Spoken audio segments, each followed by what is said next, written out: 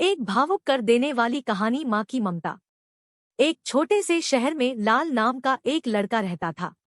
बचपन में ही पिता की मृत्यु हो जाने के कारण परिवार की आर्थिक स्थिति बड़ी दयनीय थी। लाल की माँ कुछ पढ़ी लिखी जरूर थी, लेकिन उतनी पढ़ाई से नौकरी कहाँ मिलने वाली थी। सो घर घर बर्तन मांजकर और सिलाई बुनाई का काम करके किसी तरह अपने बच्चे को पढ़ा लिखा रही थी। लाल स्वभाव से थोड़ा शर्मीला था और अक्सर चुपचाप बैठा रहता था।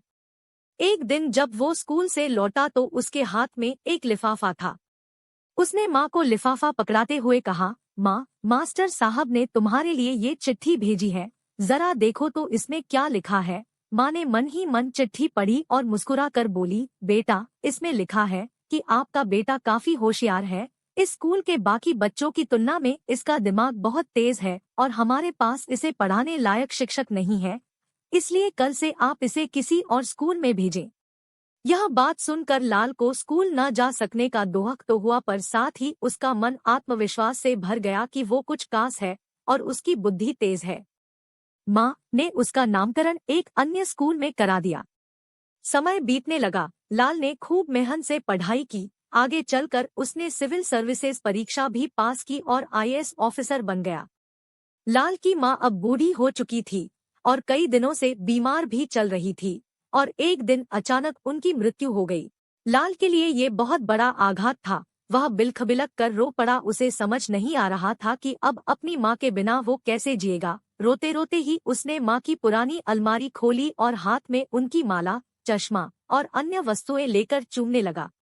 उस अलमारी में लाल के पुराने खिलौने और बचपन के कपड़े तक संभाल कर रखे हुए थे। लाल एक एक कर सारी चीजें निकालने लगा और तभी उसकी नजर एक पुरानी चिट्ठी पर पड़ी। दरअसल ये वही चिट्ठी थी जो मास्टर साहब ने उसे 18 साल पहले दी थी। नम आंखों से लाल उसे पढ़ने लगा।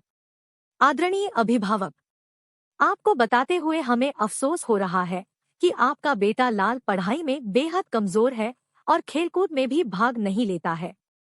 जान पड़ता है कि उम्र के हिसाब से लाल की बुद्धि विकसित नहीं हो पाई है, अतः हम इसे अपने विद्यालय में पढ़ाने में असमर्थ हैं। आपसे निवेदन है कि लाल का दाखिला किसी मंदबुद्धि विद्यालय में कराएं अथवा खुद घर पर रखकर इसे पढ़ाएं। सादर, प्रधानाध्यापक। लाल जानता था कि भले अब उसकी माँ इस दुनिया में नहीं रही, पर वो जहाँ भी रहे उनकी ममता, उनका आशीर्वाद सदा उस पर बना रहेगा। भगवान सभी जगह नहीं हो सकते, इसलिए उसने माएँ बनाई। माँ तो माँ होती है, दुनिया भर में माँ से बड़ा कोई नहीं है।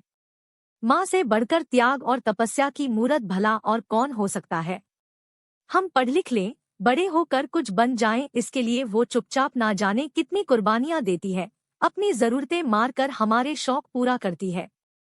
यहाँ तक कि संतान बुरा व्यवहार करे तो भी माँ उसका भला ही सोचती है। सचमुच माँ जैसा कोई नहीं हो सकता।